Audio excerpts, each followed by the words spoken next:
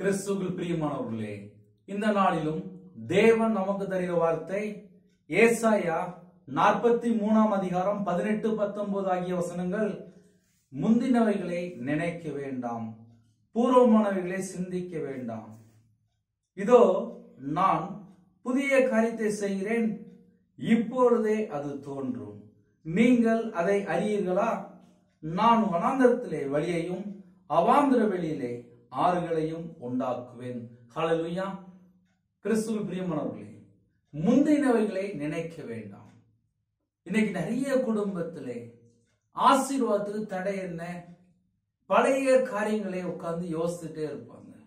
தேவன் நம்முடைய வாழ்க்கையிலே புதிய காரியங்களை செய்ய ஆசைப்படுகிறார். அதற்கு நாம் என்ன செய்ய வேண்டும்? முந்தினவைகளை நினைக்க வேண்டாம், பூர்வமானவைகளை சிந்திக்க வேண்டாம்.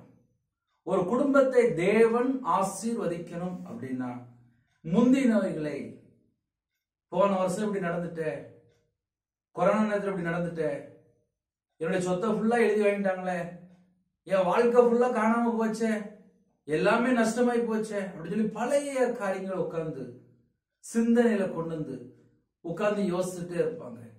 கர்த்தருடைய பிள்ளைகள் எப்படி இருக்க வேண்டும்? முந்தினவைகளை நினைக்க வேண்டாம்.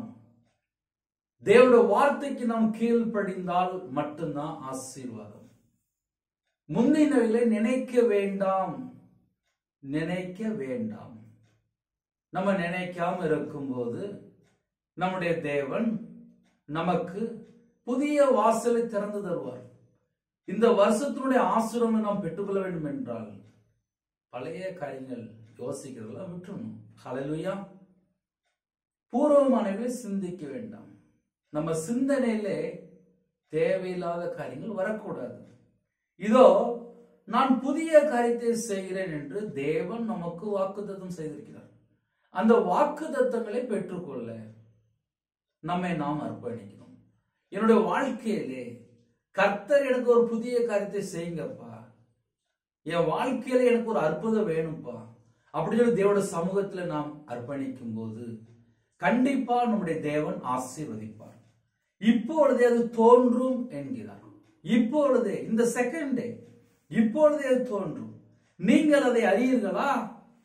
நான் வனாந்தரத்திலே வழியையும் அவாந்தர வெளியிலே ஆறுகளையும் உண்டாக்குவேன். வனாந்தரமான வழி இருக்கு.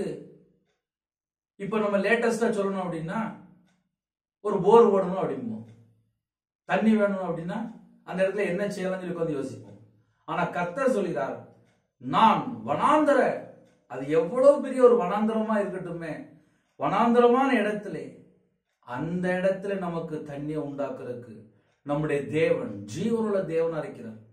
என் வாழ்க்கையில் ஒண்ணுமே இல்லை அப்படின்னு சொல்லி யாராவது யோசிக்கிறீங்களா? இந்த நாளிலும் நம்ம குடும்பத்தை தேவன் ஆசீர்வதிப்பார் என்று வாக்குத்தத்தம் செய்கிறார். அந்த வாக்குத்தத்தங்களை பெற்றுக்கொள்ள நம்மை நாம் அர்ப்பணிப்போம். ஹல்லேலூயா. தேவன் உங்க குடும்பத்தை 1000 மடங்கு ஆசீர்வதிப்பார். ஹல்லேலூயா. God bless you.